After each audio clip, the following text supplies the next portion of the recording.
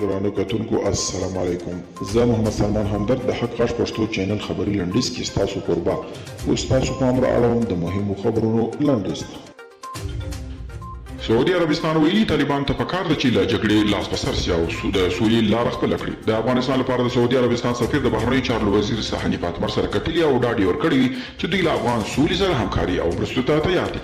د پاکستان لومړی وزیر عمران خان ویلي طالبان سیاسي جوړجاړي ته نه دي تیار. نوموړي له یوې امریکایي رسنۍ سره په تازه مرکه کې ویلي چې امریکا بې وخته له افغانستانه د ځواکونو ایستل پیل کړل او هغه مهال له طالبانو سره خبرې پیل کړي چې سرتیري یې مخ په وتلو وو.